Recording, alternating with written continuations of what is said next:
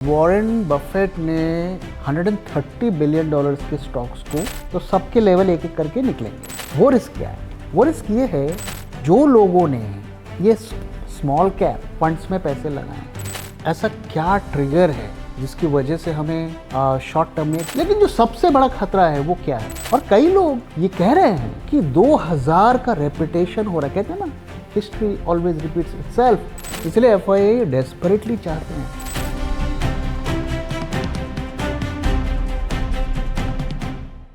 गला ख़राब है सर, माफ़ कीजिएगा, लेकिन सवाल तो पूछने हैं आपसे। तो सर, जैसा कि आपने कहा था कि 4-5 दिन में रैली आ जाएगी, लेकिन कल के पैनिक के बाद आज मार्केट काफ़ी देर तक ग्रीन में ही रहा। हालांकि बंद नेगेटिव में हुआ है, पर सिर्फ 6 पॉइंट। तो क्या इसे हम बॉटम मान लें? हाँ, आज का अगर मूव को देखो तो थोड़ा सा सबके लिए सरप्राइजिंग रहा। कल जिस तरीके से मार्केट गिरा और इतना पैनिक मच गया पूरे बाज़ार में, हर कोई जो है एक्सपेक्ट कर रहा था कि आज भी मार्केट एक फॉलोअप सेलिंग होगी, लेकिन मार्केट्स आज में हमें ज़बरदस्त रेजिलियंस देखने को मिली। और good part of the day अगर हम देखें तो मार्केट्स ग्रीन में ही रहे, लेकिन अभी भी इसको बॉटम मानना थोड़ा जल्दीबाजी होगी। मुझे लगता है कि अभी हमें 1-2 दिन तक इसको देखना चाहिए। मैं एक चीज़ आपको दावे के साथ कह सकता हूँ कि आज ऑप्शंस मार्केट में बुलिश पोजीशंस बनी हैं।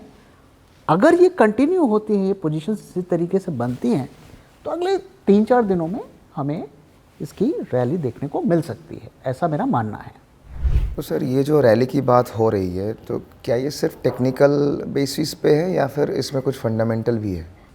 देखो, अगर हम ट्रिगर्स की बात करें कि मार्केट में ऐसा क्या ट्रिगर है जिसकी वजह से हमें शॉर्ट टर्म में एक रैली देखने को मिल सकती है, तो फंडामेंटल्स के फ्रंट में देखें तो कोई ट्रिगर एज सच दिखता नहीं है।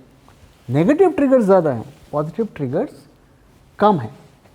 जो भी ट्रिगर्स हैं वो बैंकिंग और फिनेंस सेक्टर में ही हमें देखने को मिल रहे हैं।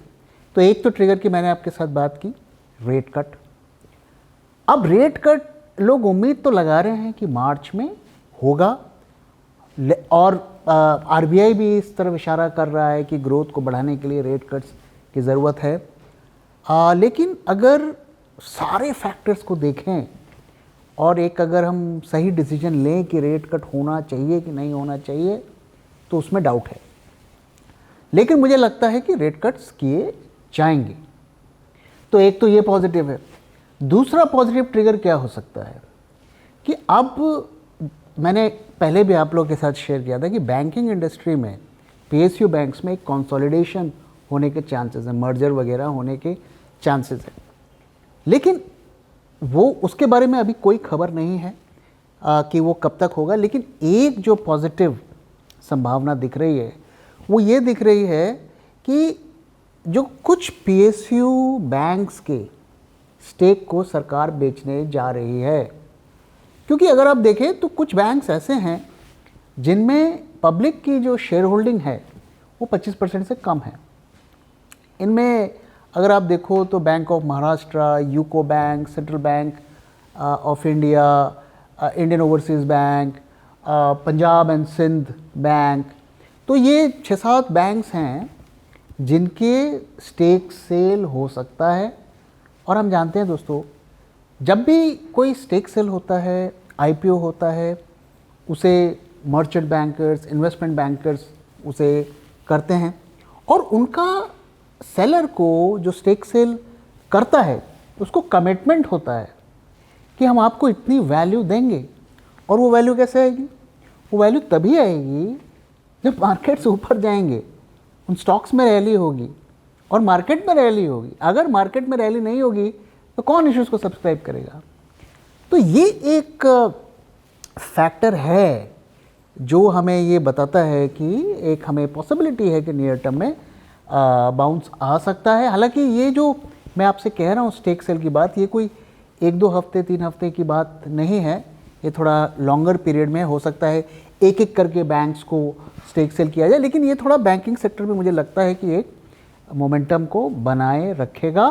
और यही एक पॉजिटिव ट्रिगर और साथ में जो मैंने रेट कट की बात की, यही फिलहाल तो हमें पॉजिटिव ट्रिगर्स दिखते हैं, क्योंकि अर्निंग्स के फ्रंट में कुछ ज़्यादा हमें नहीं दिख रहा है। तो सर कल आपने ये भी कहा था कि यूएस मार्केट में भी क्रैश आएगा। अब खबरें ये भी आ रही हैं कि वॉरेन बफे भी अपना काफ़ी स्टॉक्स बेच रहे हैं, तो क्या ये दोनों घटनाएं इंटरलिंक्ड हैं? देखो, वॉरेन बफेट ने ये बात सही है कि काफ़ी सेलिंग की है। अगर मैं सही हूँ तो $130 बिलियन के स्टॉक्स को उन्होंने बेचा है 2024 में, और काफ़ी कैश वो होल्ड कर रहे हैं। शायद उनके हिस्ट्री में सबसे ज़्यादा कैश इस वक्त वो होल्ड कर रहे हैं। लेकिन कुछ स्टॉक्स को अभी भी वो होल्ड कर रहे हैं, जो उनके पुराने होल्डिंग्स थे जिन्हें उन्होंने बहुत पहले ख़रीदा था, जिसमें कोको कोला आता है, बैंक ऑफ अमेरिका आता है, और एप्पल भी कुछ हद तक, एप्पल में भी उन्होंने काफ़ी पोजीशंस कट की हैं। तो ये बात सही है, लेकिन क्यों वो इतना कैश पर हैं, उनको क्या डर है, इसके बारे में हमने कल भी बात की थी। तो इस वक्त यूएस में प्रॉब्लम क्या है? तो अगर हम देखें तो पिछले 3-4 सालों में काफ़ी ज़्यादा क्वांटिटेटिव ईजिंग की गई। सरल भाषा में समझें तो ये डॉलर्स को छापे गए, जिसने महंगाई बढ़ाई, दुनिया भर में महंगाई बढ़ाई। अब उसे वो रिवर्स करने की कोशिश कर रहे हैं, क्वांटिटेटिव टाइटनिंग कर रहे हैं, और जो डॉलर छापने से जो महंगाई बढ़ी है वो कम होने का नाम नहीं ले रही है, जिससे इंटरेस्ट रेट्स कम होने की पॉसिबिलिटी कम है। तो ये दो तो खतरे बने ही हुए हैं। लेकिन जो सबसे बड़ा खतरा है वो क्या है? वो है कि वहाँ के मार्केट्स जो है हाईली ओवर वैल्यूड टेरिटरी पर चले गए हैं, और ओवर वैल्यूड टेरिटरी पे जाना से ज़्यादा खतरनाक क्या है कि चंद स्टॉक्स ने उस वैल्यू को बढ़ाकर रखा हुआ है। कल मैंने आपके साथ शेयर भी किया था कितना वैल्यूएशंस उन कंपनीज ने बढ़ाया है। अगर आप इसको देखें तो जो टॉप 10 कंपनीज हैं उनका अगर हम वैल्यूएशंस देखें तो 40% स्टैंडर्ड एंड पुअर 500, S&P 500 में 40% वैल्यू सिर्फ 10 स्टॉक्स ने होल्ड करके रखा है। और ये अगर आप देखें जो 2000 साल में हुआ था, टेक रैली, टेक बूम, और उसके बाद फिर टेक क्रैश जो हुआ था, वही अभी यहाँ पर होता दिख रहा है। तो अभी जो ये रैली हो रही है ये भी टेक रैली है, और कई लोग ये कह रहे हैं कि 2000 का रेपुटेशन हो रहा है, कहते हैं ना हिस्ट्री ऑलवेज रिपीट्स इटसेल्फ, वही होता हुआ दिख रहा है। आपकी जानकारी के लिए मैं एक चीज़ बता देता हूँ कि जब 2000 का क्रैश हुआ था उस वक्त नैस्डैक 78% करेक्ट हो गया था, और डाउ जोन्स 50% करेक्ट हो गया था, और लगभग वही पैटर्न हमें देखने को मिल रहा है। अगर हम 2000 साल की बात करें तो उस वक्त टॉप 10 कंपनीज जो थी उनका S&P में कितना वैल्यू कंट्रीब्यूशन था? 25%। अभी हम 40% हैं। अब ये सारे जो है ये 10 स्टॉक्स में से आई थिंक 8 या 9 टेक स्टॉक्स हैं, और टेक स्टॉक्स में सारे AI ड्रिवन रैली हैं, और ये सारा का सारा पैसा जो कमा रहे हैं, कैश फ्लो है, वो AI के डेवलपमेंट में, कैपेक्स में लगा रहे हैं। अगर इनका ये प्रोजेक्ट किसी भी तरीके से फेल होता है या इनका कोई ऑल्टरनेटिव बन जाता है जैसे कि डीप सीक, तो इन कंपनीज का क्या होगा? इनका वही हश्र होगा जो 2000 में .com कंपनीज का हुआ था, क्योंकि उनको भी यही कहा जा रहा था कि ये फ्यूचर की इंडस्ट्री है, फ्यूचर यही है, और यही कहकर उनमें इतना इन्वेस्टमेंट किया जा रहा था, उनको मार्केट्स इतनी वैल्यूएशंस दे रहा था। तो लगभग वही सिनेरियो यहाँ चल रहा है। अब जब तक चल रहा है, किसी दिन कोई एक बड़ा नेगेटिव ट्रिगर आएगा और ये सारा जो वैल्यूएशंस का खेल है इसको धराशायी कर सकता है। और कुछ लोगों का ये भी कहना है कि सिचुएशन जो है 1929 से भी खतरनाक स्टेज पर इस वक्त पहुंच गई है, और शायद यही सब फैक्टर्स है जिसकी वजह से वॉरेन बफेट ने जो है कैश पे ज़्यादातर अपने पोजीशंस को क्लोज करने में ही बेहतरी को समझा। चलिए सर, ये तो हुई यूएस मार्केट की बात। अब इंडियन मार्केट पे वापस आते हैं। कि सर निफ्टी का पी अभी 21 है, पर जैसे कि खबरें आ रही हैं कि ज़ोमैटो और जियो फाइनेंस ये दोनों निफ्टी में आ रहे हैं जिनके पी ऑलरेडी काफ़ी हाई हैं। तो क्या इसका मतलब ये भी है कि निफ्टी का पी इंक्रीज़ होगा और साल के एंड तक निफ्टी लगभग 27,000 या फिर 30,000 तक भी जाने के चांसेस हैं? देखो, ये सब कहानियाँ जो है ना, ये फंड मैनेजर सुनाते रहते हैं। कल भी हमने बात किया कि निफ्टी 27,000 चला जाएगा। ये सब क्यों कहानियाँ सुनाई जा रही है? क्योंकि फंड मैनेजर्स की वाट लगी हुई है, रिडम्पशन का प्रेशर आ रहा है, लोग सिप्स बंद करवा रहे हैं। भैया, धंधे पानी चलाना है या नहीं चलाना है? अपने बच्चे पालने हैं या नहीं पालने हैं? तो भाई इस तरह की कहानियाँ तो सुनाई जाएगी। अब अगर हम देखें क्या हो रहा है, तो निफ्टी में 2 स्टॉक्स को हटाया जा रहा है, एक बीपीसीएल को और एक ब्रिटानिया को। तो बीपीसीएल का पी तो सिंगल डिजिट में आई थिंक 8-9 होगा, और ब्रिटानिया का भी आई थिंक 60 के आसपास उसका पी होगा। अब इसको आप हटा रहे हो। अब इसके बाद आप डाल रहे हो ज़ोमैटो, जिसका पी 300 से ऊपर है, और जियो, जिसका भी आई थिंक 80-90 के आसपास पी है। अब थ्योरी ये क्लेम की जा रही है कि जी इन दोनों को डाल दिया जाएगा तो भाई अब निफ्टी का पी तो बढ़ जाएगा, और भाई इसका वो तो रीजनेबली वैल्यूड ही दिखेगा क्योंकि हमें ज़्यादा दिखेगा। तो भैया को आप घबराओ मत, पैसे लगाओ।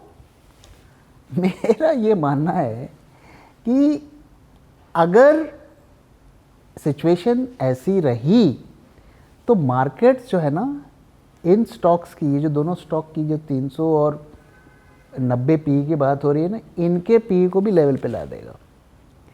तो मार्केट तो भाई देखेगा, बोलेगा जी निफ्टी का ईपीएस तो ग्रो 5% से हो रहा है और आप किस मुंह से मांग रहे हो जी 40 पी, तो इनको भी करेक्ट कर देगा।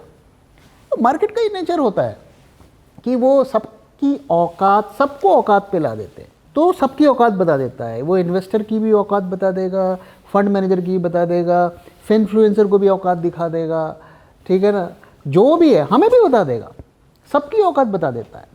एक ना एक दिन वो सबको बता देगा भाई आपका तो यही लेवल है। वो कहते हैं ना, लेवल सबके निकलेंगे, तो सबके लेवल एक एक करके निकलेंगे। अब यहाँ पर एक चीज़ और हम समझते हैं कि चाइनीज़ मार्केट अच्छा परफॉर्म कर रहे हैं, 1 महीने में जाएंगे तो 15% से ज़्यादा का रिटर्न है। FIIs इंडिया सेल कर रहे हैं और चाइना बाय कर रहे हैं, इसमें तो कोई बात छिपी नहीं है, क्योंकि चाइना में स्टिमुलस दिया गया है।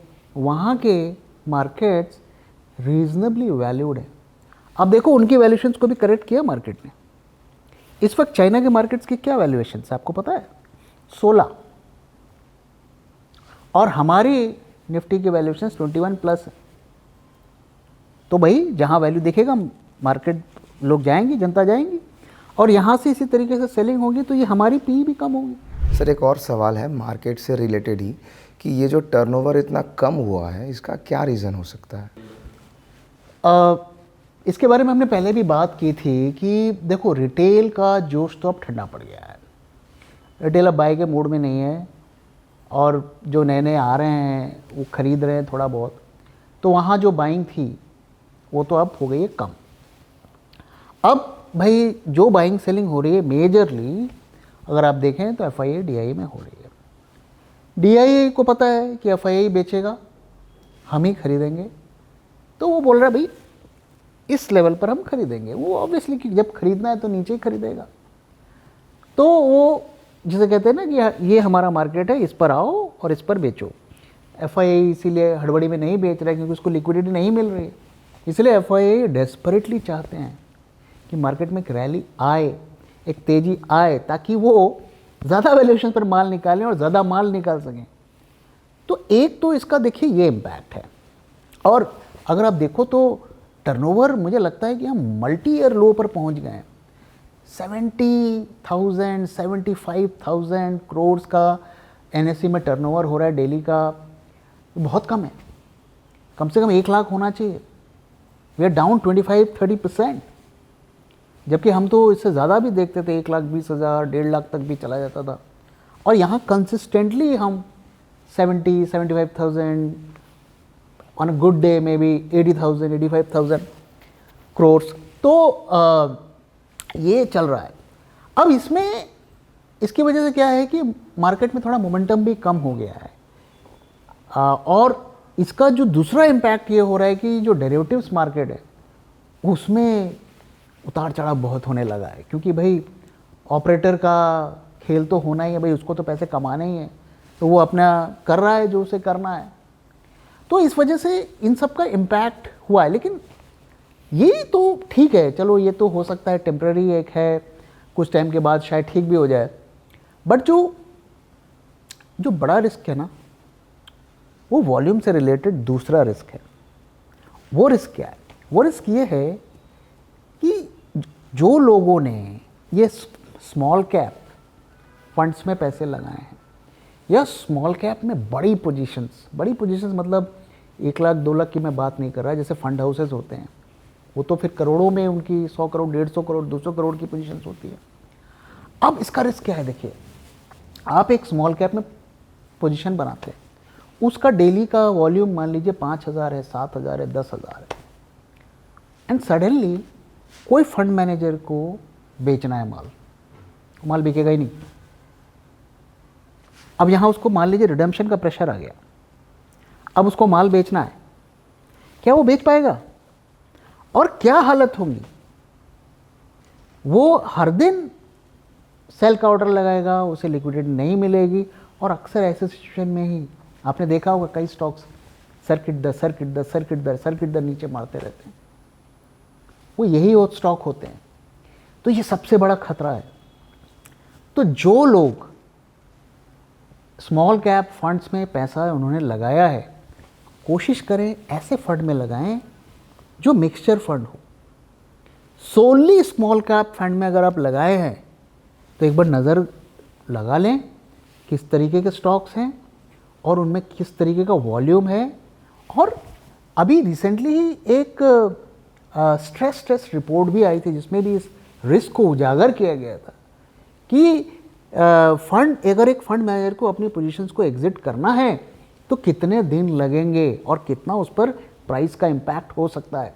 इस रिस्क को समझना बहुत ज़रूरी है। तो सर अगले सवाल पे आते हैं। आपके एक सब्सक्राइबर हैं अब्दुल जी, उन्होंने एक सवाल पूछा है कि mister Dilip please advise on switching from gold to mutual funds as the mutual funds are at attractive levels और to wait and be invested in gold and silver. Please share your thoughts. Sir इसका कोई thoughts आपका? अब्दुल जी, पहली बात तो ये कि आप जो कह रहे हैं कि रीजनेबली वैल्यूड है, तो कौन सा फंड हाउस, कौन से फंड की आप बात कर रहे हैं? Mid cap, small cap, large cap या सेक्टर के फंड है? तो पहले तो हमें उस बारे में बात करना है। दूसरी बात ये कि चाहे आप कोई भी फंड ले लें, कोई भी इंडेक्स ले लें, कोई भी सेगमेंट ले लें, मुझे तो कहीं से भी नहीं लगता कि हम सही वैल्यूएशंस के नज़दीक अभी तक हैं। हाँ, इंडिविजुअल स्टॉक्स की हम बात कर सकते हैं कि भाई ये फलाना स्टॉक अभी रीजनेबली वैल्यूड है कंसिडरिंग द फ्यूचर ग्रोथ, उस बारे में हम बात कर सकते हैं। लेकिन अगर हम सेक्टर की बात करें, सेगमेंट की बात करें, मैं तो नहीं मानता कि अभी हम वैल्यूएशंस के नज़दीक हैं। और आप अगर पैसे लगाना चाहते हैं, आप एक शुरुआत कर सकते हैं, मे बी 5% 10% आप लगा सकते हैं। इस लेवल पर साइजेबल इन्वेस्टमेंट करना या अपने प्रॉफिटेबल इन्वेस्टमेंट से पैसे निकालकर रिस्की एसेट्स में लगाना मुझे तो कहीं से भी समझदारी नहीं लग रही है। आज भी आप देखिए गोल्ड ने नई हाइज को टच किया है, तो आज का अगर रेट देखें तो 86,000 से ऊपर का है 10 ग्राम गोल्ड। और जो भी इंडिकेशंस हमें आ रहे हैं उसमें आप देखिए तो गोल्ड अभी भी बढ़ने के चांस। अभी मैंने कुछ दिन पहले आपसे शेयर किया कि आरबीआई ने भी काफ़ी गोल्ड खरीदा है और वर्ल्ड के लीडिंग सेंट्रल बैंकर्स भी गोल्ड को खरीद रहे हैं। तो गोल्ड के रेट्स तो यहाँ से भी बढ़ने की उम्मीद है। जब तक ये जो अनसर्टेनिटी है ना, वॉर, क्रूड, ग्लोबल मार्केट्स, जब तक ये अनसर्टेनिटी है, ये फियर है, तब तक गोल्ड बढ़ेगा। जब सिचुएशन क्लियर हो जाएंगी, ये सब वॉर का खतरा और इन्फ्लेशन का खतरा ये सब थोड़ा कम हो जाएगा, तभी आप सोचें स्विच करने का। फिलहाल तो जहाँ पर आप बने हुए हैं मेरे ख्याल से आपको वहीं बने रहनी चाहिए, ऐसा हमारा मानना है। और सर जैसा कि हर वीडियो में हमारा लास्ट सवाल होता है कि अगले कुछ दिनों में मार्केट का क्या व्यू है आपका?